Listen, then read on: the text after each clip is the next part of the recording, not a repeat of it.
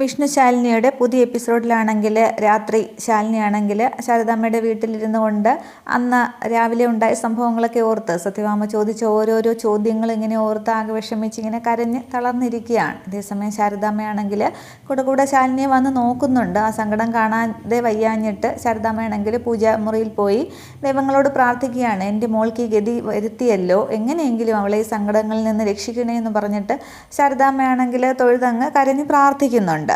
തുടർന്ന് കാണിക്കുന്നത് പിറ്റേന്ന് രാവിലെ മധുശ്രീ ആണെങ്കിൽ ഇങ്ങനെ കാർ ഓടിച്ചു പോവുകയാണ്. അന്നേരം ശാലിനിയുടെ ജീവിതം ഇല്ലാതാക്കാനായിട്ട് എന്താണൊരു വഴി, ആ കാർത്തിക് എവിടെ നിന്ന് വന്നു എന്നൊക്കെ പറഞ്ഞ് കാർത്തികയെക്കുറിച്ചൊക്കെ ഇങ്ങനെ ആലോചിച്ച് ഇങ്ങനെ വണ്ടി ഓടിച്ചു പോകുമ്പോൾ റോഡിൽ വെച്ച് ഒരു ചെറുപ്പക്കാരനാണെങ്കിൽ ഇങ്ങനെ മൊബൈൽ നോക്കി വരികയാണ്. പെട്ടെന്ന് ഈ മധുശ്രീയുടെ വണ്ടിക്ക് മുന്നിലൂടെ നടക്കുമ്പോഴും വണ്ടി ക്രോസ് ചെയ്യുമ്പോഴും വണ്ടി ഇങ്ങനെ തട്ടുകയാണ്. ഈ ചെറുപ്പക്കാരനാണെങ്കിൽ തെറിച്ച് അവിടെ ഒരു ആൽമരത്തിൻ്റെ ചുവട്ടിലേക്ക് വീഴുകയാണ്. ഒരു നിമിഷം മധുശ്രീയാണ് പേടിച്ചു പോകുന്നുണ്ട്. സഡൻ ബ്രേക്ക് ഇട്ട് വണ്ടി നിർത്തുകയാണ്. നോക്കുമ്പോൾ ഈ ചെറുപ്പക്കാരനാണെങ്കിൽ ആൽമരത്തിൻ്റെ ആ കെട്ടിൽ ചുവട്ടിൽ ഇങ്ങനെ കിടക്കുകയാണ്. അന്നേരം മധുശ്രീ പേടിച്ച് വണ്ടിയിൽ നിന്ന് ഇറങ്ങുന്നുണ്ട്. ആൾ തട്ടിപ്പോയോ എന്നൊക്കെ പറഞ്ഞ് ചുറ്റുമൊക്കെ നോക്കിയിട്ട് അവിടെയും കാര്യം കാണാനൊന്നുമില്ല.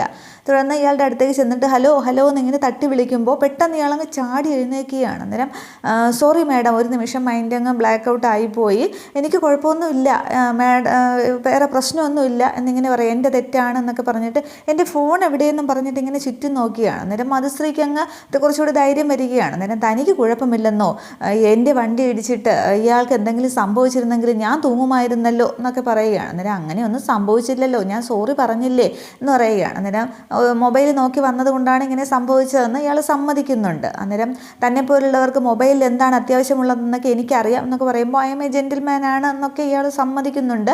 പക്ഷേ മധുശ്രീ വിടാനായിട്ട് പാവമില്ല. മധുശ്രീ ആകെ ദേഷ്യത്തിലാണ്. തുടർന്ന് എനിക്കൊരു പരാതിയില്ല, പ്രശ്നമില്ല എന്നൊക്കെ ഇയാൾ പറഞ്ഞിട്ട് ഫോണെന്നും പറഞ്ഞ് ചുറ്റും നോക്കുമ്പോൾ അവിടെ ഫോൺ തറയിൽ കിടക്കുന്ന കാണുന്നുണ്ട്. ഇയാളുടെ കയ്യിൽ നിന്ന് തെറിച്ച് വീഴുന്ന ഫോൺ. അന്നേരം അതെടുത്ത് നോക്കുമ്പോൾ അതിൻ്റെ ഫ്രണ്ട് ഗ്ലാസ് മൊത്തം പൊട്ടിയിരിക്കുകയാണ്. അതിൻ്റെ ഡിസ്പ്ലേ പോയല്ലോ എന്ന് പറഞ്ഞിട്ട് ഓണാക്കി നോക്കുകയാണ്. അന്നേരം ഓണാക്കുമ്പോൾ ഫോൺ ഓണായി വരുന്നുണ്ട്. ഭാഗ്യം, രക്ഷപ്പെട്ടു എന്ന് പറഞ്ഞിട്ട് ഇയാൾ ഫോൺ ഓണാക്കി ലോക്ക് അങ്ങോട്ട് മാറ്റുമ്പോൾ അതിൽ കാർത്തികയുടെ ഫോട്ടോയാണ് വരുന്നത്. അന്നേരം മധുശ്രീ ഇങ്ങനെ അന്തം വിട്ട് നോക്കുകയാണ്. അതിനുശേഷം ഭാഗ്യം എന്ന് പറഞ്ഞിട്ട് ഇയാളങ്ങ് പോകാൻ തുടങ്ങുകയാണ്. അന്നേരം അവിടെ നിന്നേ എന്ന് പറഞ്ഞിട്ട് ആ ഫോൺ ഇങ്ങോട്ട് കാണിച്ചതെന്ന് പറയുകയാണ് മധുശ്രീ. അന്നേരം പറയുന്നുണ്ട് മാഡം ഉദ്ദേശിക്കുന്നത് പോലെ എൻ്റെ ഫോണിൽ വേറൊന്നുമില്ല, ഞാൻ ജെൻറ്റിൽമാനാണ്, ക്ലീൻ ആണ് എന്നിങ്ങനെ പറയുമ്പോൾ എന്നാലും നോക്കട്ടെ എന്ന് പറഞ്ഞിട്ട് മധുശ്രീ ബലമായിട്ട് അയാളുടെ കയ്യിൽ നിന്ന് ഫോൺ ഇങ്ങനെ വാങ്ങിച്ചിട്ട് നോക്കുമ്പോൾ കാർത്തികയുടെ ഫോട്ടോ കണ്ട് മധുശ്രീ അന്തം വിടുന്നുണ്ട്. എന്നിട്ട് ഇത് ആരാണ് എന്ന് ചോദിക്കുന്നുണ്ട്. അന്നേരം ഇവളെൻ്റെ ഭാര്യ ആകേണ്ടിയിരുന്നവളാണ്, ഇത് കാർത്തിക എന്നിങ്ങനെ പറയുകയാണ്. അന്നേരം മനസ്സിലായില്ല എന്നിങ്ങനെ ഈ മധുശ്രീ പറയുകയാണ്. അന്നേരം അതൊക്കെ ഒരു വലിയ കഥയാണ്. ഇവളുടെ അച്ഛനും അമ്മയും ഒക്കെ ചേർന്ന് ഞങ്ങളുടെ വിവാഹം ഉറപ്പിച്ചതാണ്, നിശ്ചയ പന്തൽ വരെ എത്തിയതാണ്, നിശ്ചയത്തിൽ നിന്നും ഇവൾ ആരോടും പറയാതെ എങ്ങോട്ടോ ഓടിപ്പോയി എന്ന് പറയുകയാണ്. അന്നേരം അച്ഛനും അമ്മയോ എന്നിങ്ങനെ മധുശ്രീ ചോദിക്കുകയാണ്. അതെ, നല്ല ഒന്നാം തരം തറവാട്ടിൽ പിറന്ന കുട്ടിയാണ്, പക്ഷേ ഇവൾ എന്തുകൊണ്ട് ഇങ്ങനെ ചെയ്തു എന്നൊന്നും ആർക്കും അറിയില്ല. എല്ലാവരും എന്നെയാണ് കുറ്റം പറയുന്നത്. ഞാൻ മയക്കുമരുന്ന് കേസിലെ പ്രതിയായതുകൊണ്ട് ഇവൾ ഒളിച്ചോടിപ്പോയി എന്നൊക്കെയാണ് പറയുന്നത്. എല്ലാവരും എന്നെ കുറ്റപ്പെടുത്തുകയാണ്. അതുകൊണ്ട് ഇവളെ അന്വേഷിച്ച് ഞാനിവിടെ വന്നതാണ്.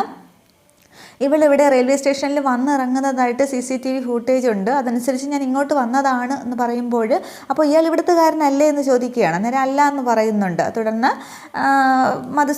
മധുശ്രീ ആണെങ്കിൽ കാർത്തികയെക്കുറിച്ച് വീണ്ടും അന്വേഷിക്കുന്നുണ്ട്. വേറെ എന്താണ് ഇവളെ കണ്ടു കിട്ടിയാൽ എന്താണ് ചെയ്യാൻ പോകുന്നത് എന്നുള്ളതൊക്കെ.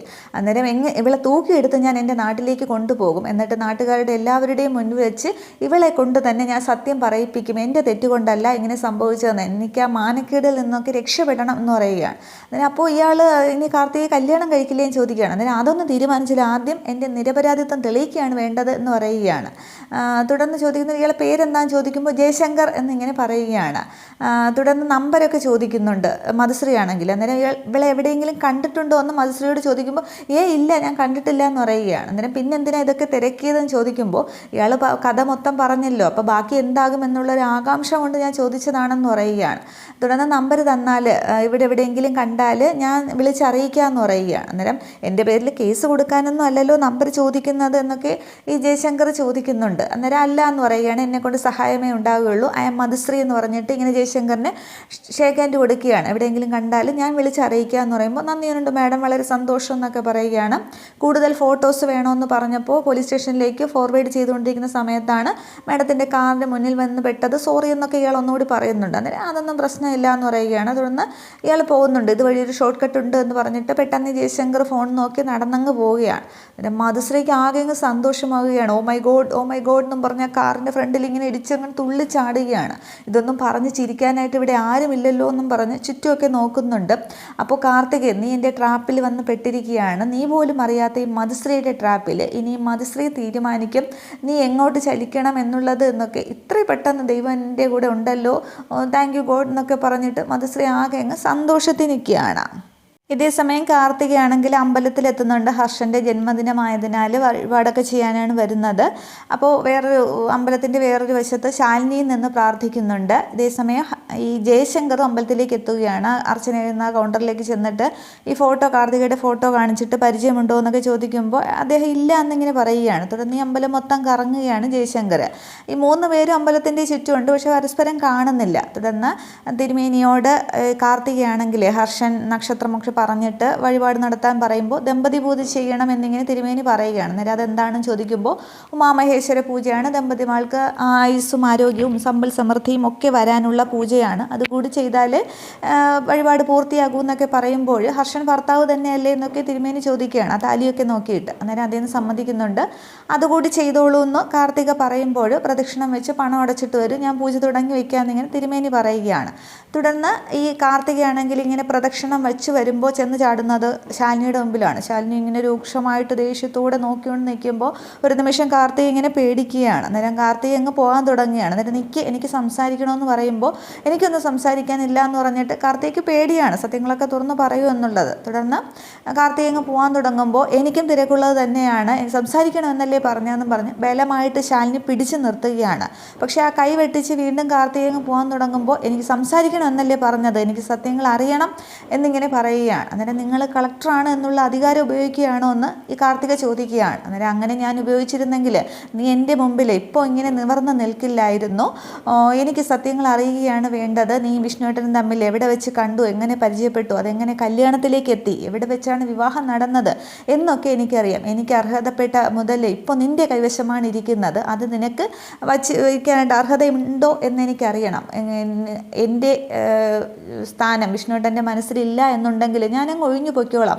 6 വർഷം ഞാൻ ഒളിച്ചിരുന്ന് പ്രാണനെ പോലെ സ്നേഹിച്ചതാണ്, ജീവശ്വാസം പോലെ, അതിനുശേഷം ഉണ്ടായ സംഭവങ്ങൾ എന്നൊക്കെ പറഞ്ഞ് ശാലിനി പറയാൻ തുടങ്ങുന്നുണ്ട്. അതൊക്കെ വിട്ടേക്ക്, എനിക്ക് രഹസ്യങ്ങൾ അറിഞ്ഞാൽ മാത്രം മതി, എനിക്ക് നിന്നോട് വിരോധമോ വിദ്വേഷമോ ഒന്നുമില്ല, ശത്രുതയൊന്നുമില്ല എന്നൊക്കെ പറയുമ്പോൾ ഒരു നിമിഷം കാർത്തിക ചിന്തിക്കുകയാണ്. അപ്പോൾ ശാലിനി കളക്ടറല്ലേ, ഒരുപക്ഷെ സുരക്ഷിതമായൊരു താവളം അച്ഛനോ വീട്ടുകാരോ അറിയാതെ ശാലിനിക്ക് എനിക്ക് ഒരുക്കി തരാനായിട്ട് സാധിക്കും. എനിക്ക് ഹർഷനെ പോലെ തന്നെയല്ലേ ശാലിനിക്ക് വിഷ്ണുവേട്ടനും, ഇവരെ വെറുതെ പിരിച്ചു വെച്ചിട്ട് ഒന്നും നേടാനൊന്നുമില്ലല്ലോ, തുറന്ന് ചോദിച്ചാലോ സംസാരിച്ചാലോ എന്നൊക്കെ ഇങ്ങനെ കാർത്തിക മനസ്സിലൂടെ ഓർക്കുകയാണ്. അന്നേരം ശാലിനി ആണെങ്കിൽ ഈ കാർത്തികയുടെ മുഖത്ത് മിന്നിമറയുന്ന ഭാഗങ്ങളൊക്കെ ഇങ്ങനെ നോക്കുകയാണ്. അന്നേരം നീ ആരെങ്കിലും പേടിച്ച് എന്തെങ്കിലും ഒളിപ്പിച്ച് വെച്ചിരുന്നെങ്കിൽ ധൈര്യമായിട്ട് പറഞ്ഞോളൂ, അതിനെല്ലാം പരിഹാരം ഞാൻ ഉണ്ടാക്കാം എന്നൊക്കെ ഇങ്ങനെ ശാലിനി പറയുമ്പോൾ കാർത്തിക സത്യങ്ങൾ പറയാനായിട്ട് തുടങ്ങുകയാണ്. അന്നേരം ഞാൻ സത്യങ്ങളൊക്കെ തുറന്ന് പറയാം, പക്ഷേ അതിനു മുമ്പ് ശാലിനി എനിക്കൊരു വാക്ക് തരണം, ഞാൻ ഈ പറയുന്ന കാര്യങ്ങൾ മൂന്നാമതൊരാൾ അറിയില്ല എന്നും പ്രത്യേകിച്ച് വിഷ്ണുവേട്ടനോ വേറെ ആരും അറിയില്ല എന്നുള്ളതും ഞാൻ മനസ്സ് തുറന്ന് സംസാരിക്കുന്നത് പോലെ ശാലിനി എന്നോടും മനസ്സ് തുറന്ന് സംസാരിക്കണം എന്ന് പറഞ്ഞിട്ട് വാക്ക് എന്ന് പറഞ്ഞിട്ട് കാർത്തിക ഇങ്ങനെ കൈ നീട്ടുകയാണ്. അന്നേരം ശാലിനിയും തിരിച്ച് ആ കയ്യിലേക്ക് കൈ വയ്ക്കുന്നുണ്ട്.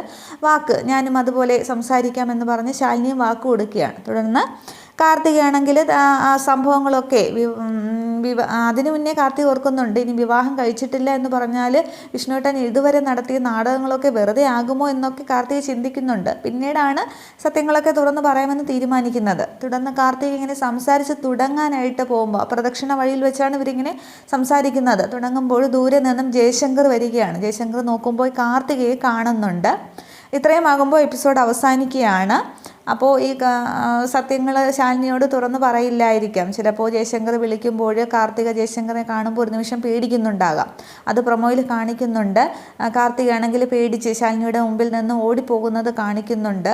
അപ്പോൾ ഇനി ചിലപ്പോൾ സത്യങ്ങൾ തുറന്ന് പറയില്ലായിരിക്കാം എന്ന് തോന്നുന്നു. അത് അടുത്ത എപ്പിസോഡ് വന്നാലേ അറിയത്തുള്ളൂ. പക്ഷേ ജയശങ്കർ വന്നില്ലായിരുന്നെങ്കിൽ ശാലിനിയോട് സത്യങ്ങളൊക്കെ കാർത്തിക തുറന്ന് പറഞ്ഞേനെ. ഇത്രയുമാണ് പുതിയ വിശേഷങ്ങൾ. Okay, thank